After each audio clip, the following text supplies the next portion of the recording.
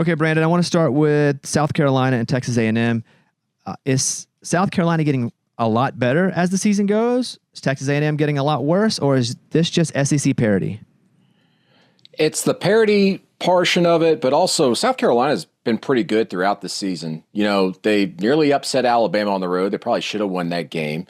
They were very close against LSU at home in a morning-afternoon game. Carolina, for them, they're just really good along the defensive front. And then when you have a dynamic quarterback like Lenora Sellers for them, they've got opportunities to beat really anybody in the SEC. It's just that like nothing had really kind of come together. You know, Lenora Sellers had been hobbled a couple of times with some injuries. He's not a great passer, but when the running game gets going, it makes him a better passer because more things open up. And the key here for them, the difference in this game between those other two, against LSU and Alabama, was that the running game got going early. They got a big lead early, 10-0.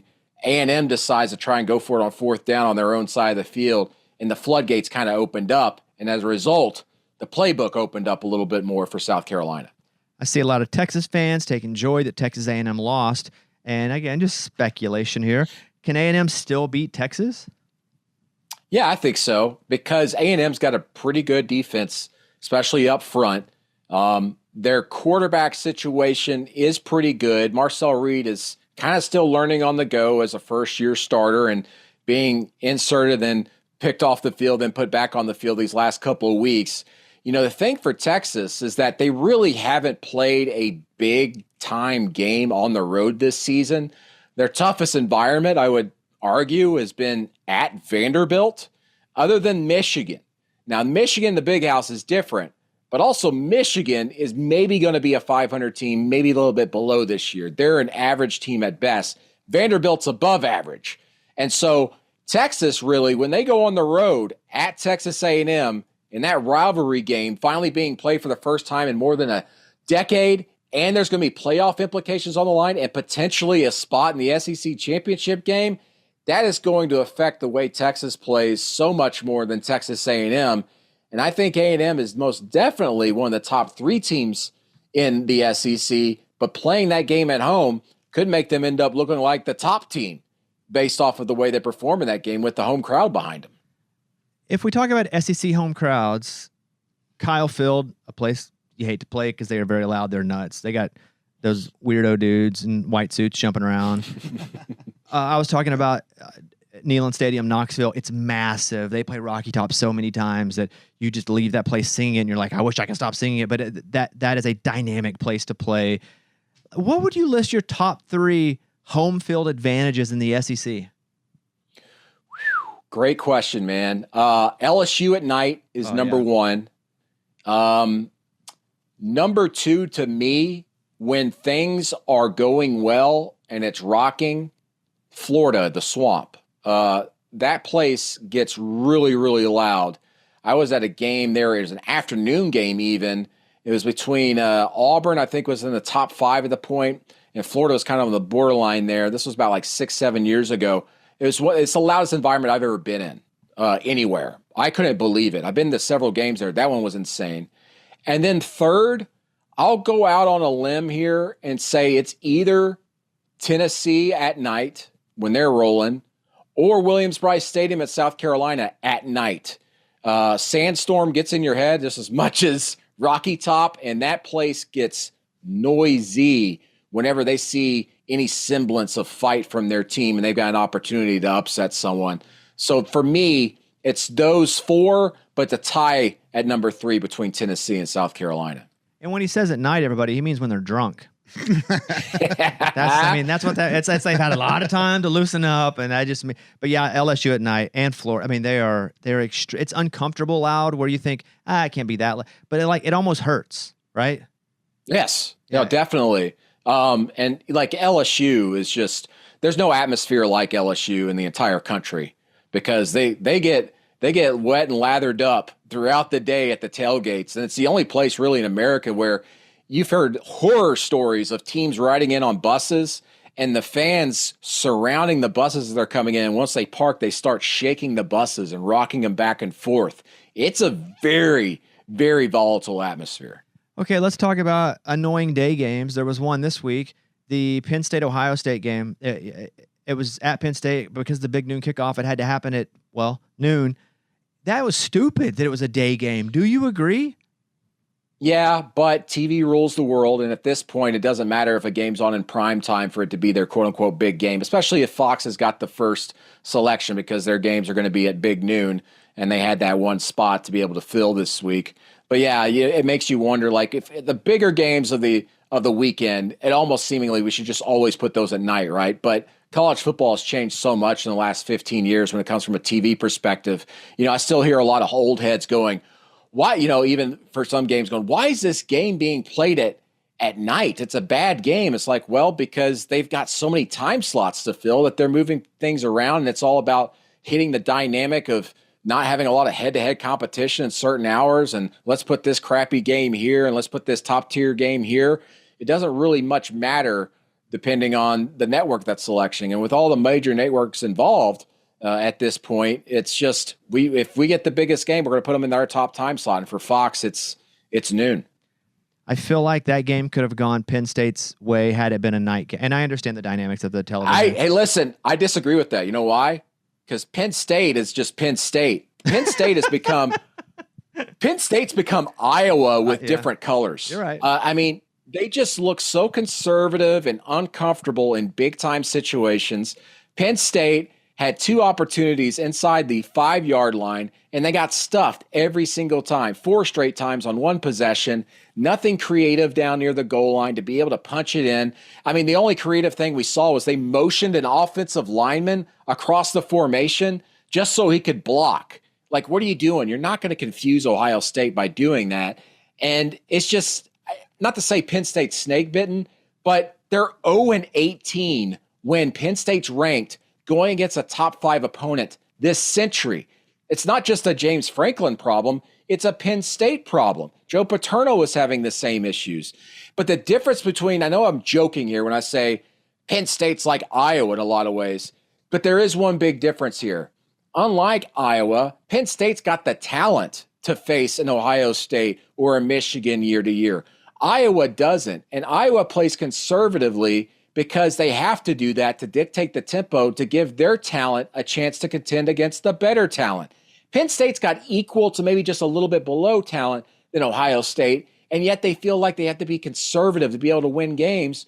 No, let it all fly. You're playing at home in front of the biggest crowd in your stadium's history, 111,000 people, and you get to the goal line and you run it 4 straight times. What are you doing? I would still say, and I agree, but I would still say that crowd at night helping the defense. I think that's a 2 to 3 point swing. And Penn State's up 10-0. I thought it was like, here we go, baby. This is about to be, and it wasn't. And they you're right. They bombed. They got tight. And when you play tight, you don't win. I feel bad for James Franklin. Did you saw him arguing with the fan after the game? Yeah, he's got to stop doing that. It's not the first time he's done that, by the way, in previous years. You just can't do that. Don't get into the fans. That's why they're paying you a lot of money, is to take that criticism and just let it roll off your back. That's what the money's for, as they say in Mad Men.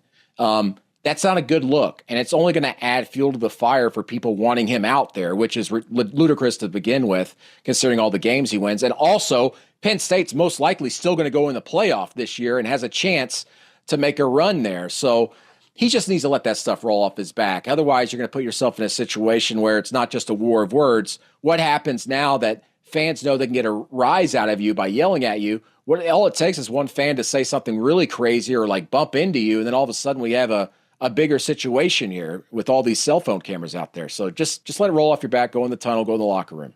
I feel like Penn State and Indiana's still undefeated. It's amazing. I think Cignetti's actually creating a new bar for first-year coaches, much like there have been a couple rookie quarterbacks, just like C.J. Stroud did, right? He shows up with the Texans, and now they're like, well, all rookies need to be pretty good. I think Cignetti's doing that because he brought over some of the JMU guys. He's the first time ever. Indiana's undefeated. I think they're 9-0 at this point. I think they're 9-0. But they haven't played anybody. Penn State hasn't beat anybody. And when I mean that, they haven't beat anybody with a number beside their name. Like, how will that affect either one of those teams going into either the Big Ten Championship or the college football playoff? It's a great question. I think what's really going to be interesting here is most recently here with the first release of the CFP rankings. How does that affect them in the selection committee's eyes? Where is Indiana in those rankings? Where is Penn State? Is Indiana above Penn State in the college football playoff rankings? Probably not, because they're going to talk about strength of schedule. And as you said, Indiana hasn't beaten anybody with a number beside their name really at this point in the year. But Indiana has won every game by 14 points or more. I mean, hell, they gave Michigan State a 10-point jump start this past week and then scored 47 unanswered to win 47-10. And you're right. I mean, Cignetti's done an incredible job there and has set the bar. But I will say this, don't be thinking you can reach that bar if you're a first-year coach anywhere else. Cignetti's special. I mean, there might be some bars out there. You might be drinking yourself to death if you think you can repeat what Cignetti's doing in his first year somewhere else, because what he's doing is magical. But also, he's been telling us to expect this, right? Throughout the preseason, he said, Google me. Everywhere I go, I win. He knows how to coach. He knows how to build a roster, more importantly, and get the best out of them. Brought all those James Madison guys. And listen, those James Madison guys are obviously very good, but they weren't like highly recruited guys or people that just popped. I mean, even several of those guys he brought on from James Madison were only really getting Power 5, lower tier Power 5 offers in the transfer portal this past offseason. Cignetti just loves those guys with the chips on their shoulders. I mean, their top receiver right now was a guy playing D2 football just a few years ago. He's just built different. Let's talk about Carson Beck. 3 pretty ugly interceptions. Georgia, it took them a while. I mean, I watched a lot of that game. I thought, wow, will Florida actually pull this off? Carson Beck's draft stock, probably not as good as it was when the year started. Do we still feel like Georgia could win the national championship? And do we still feel like Carson Beck is elite? Georgia can very well win the national championship still. They maybe have the best talent in all of college football, even over Ohio State. The problem, though, is Carson Beck. His stock has dropped considerably in the NFL draft. And I think that our preseason concerns about what is he going to do without Ladd McConkey and Brock Bowers at receiver and tight end are now warranted. He's thrown 11 interceptions in the last 5 games, back-to-back games with 3+ interceptions on the road. And, of course, one of those was a big win at Texas. But you're seeing the cracks in the armor there. And the thing with Georgia, though, is that they just need to have a little bit more confidence in some of those other receivers. I think Carson Beck, he's gotten in his own head a little bit, and he's starting to see ghosts a little bit because he's not trusting the players around him when he should. And it's incredible. Carson Beck has the most interceptions by a Georgia quarterback since Aaron Murray was the quarterback back in 2011. So it's been 13 years of great quarterback play, and now it's just kind of above average quarterback play, and that's holding Georgia back a little bit. I think Florida would have beaten Georgia this past week if DJ Lagway, Florida's quarterback, doesn't get injured in the second quarter and has to be pulled, and they have to bring in a walk-on from Yale to be quarterback there. This was a one-possession game in the fourth quarter, and Florida was obviously leading still at halftime as well when Lagway went out. So Georgia does have some issues, but that defense is just so damn good that they're going to be able to beat anybody else on the schedule. It's just you can't allow Carson Beck to throw 3 interceptions on the road down the line because they got a big, gigantic one this week at Ole Miss. Ole Miss is a dangerous team that is desperate. They have to beat Georgia to stay alive in the playoff race with 2 losses already, and that's a dangerous spot going into Oxford against a desperate team that can score a lot of points. Got 2 final questions. My first question, I start with a statement. I'm so glad to see Clemson lose. I hate Dabo. I don't hate him as a person. He's just annoying to me. So the fictional version of him, I'm just annoyed by all the time. So I was so happy to see them lose to Louisville. So, okay, Miami wins, and there were some real nutty plays. They just continue to win, though. SMU wins. Can SMU beat Miami and win the ACC? Yes, because of the ground game, the way they're able to run the ball and their defensive line, they're able to stop the run considerably well. They were going into this game in the top 3 nationally in rush defense, if I recall, and they slowed Pitt down, jumped all over them. The difference for SMU here of late has really been Kevin Jennings at quarterback. They inserted him as a starter, I think, after week 3, and at that BYU loss, they lost by 3, and they have really turned things around, and they're finding their identity offensively, which is a run-first team that can hit the big play down the field. And then also defensively, they're just really good. The good thing for SMU is that it's an incredible story. You know, they're undefeated in the ACC right now, last year they were a group of 5 team, right? And they only had 14 months from the day they found out they were going to join the ACC to join, and then the start of the season to prepare their roster. So what did they do? Rhett Lashley went out and got 13 offensive or defensive linemen in the portal, all of them with playing experience at a power conference team. They built the depth up, and that's helped them. They've had to deal with injuries, but because of that depth they built up, they're able to contend in the ACC. And I most definitely think they could give Miami some problems, because a lot of teams have given Miami problems. It's just that Cam Ward, their quarterback, is an absolute magician and puts his foot down on the throat of everybody in the fourth quarter, and they're able to pull away in games. SMU's built a little bit different. Final question. This is a purely hypothetical. I'd like to say it again. It is so hypothetical that I am floating on a cloud riding a unicorn. That's how hypothetical that this question is, okay? Let's just say the University of Arkansas head coach Sam Pittman retires at the end of this year. You know, he's got a bad hip. He's had a good run. Nobody wants to see him get fired. But again, the program, hypothetically, not really. So we're riding the unicorn right now. Who do you think Arkansas's first call would be to, Rhett Lashley or Barry Odom? I think it'd probably be Barry Odom because of the connection there that's already established between Hunter Yurachek, the AD, and obviously Barry Odom being the defensive coordinator previously at Arkansas and has SEC head coaching experience at Mizzou. I think he'd probably be the first call. I think Rhett Lashley would definitely be up there too. I have my own opinions on who they should hire. Feel free to give it. We're an opinion-based opportunity right here. I'd hire Rhett Lashley in a moment. Arkansas guy, gets the program. I think, I don't know what his thinking is really. That's a dream job for him. I mean, this guy grew up a Razorbacks fan, went to school there, and I think he would probably jump at the opportunity if it's right. Financially, the NIL situation, the recruiting aspect of it. And Rhett Lashley just wins everywhere he goes. I think he's perfectly built as a head coach in this new era with NIL and revenue sharing. I think he'd be a great hire there. I do wonder the Arkansas boosters, how they would see the potential of hiring another SMU head coach like After they did with Chad Morris. Yeah. I think, but the two are not related, obviously. It's just they couldn't be further apart, especially with the way the programs have been built in separate ways. So he'd be the guy I'd hire. Absolutely. He'd be the guy.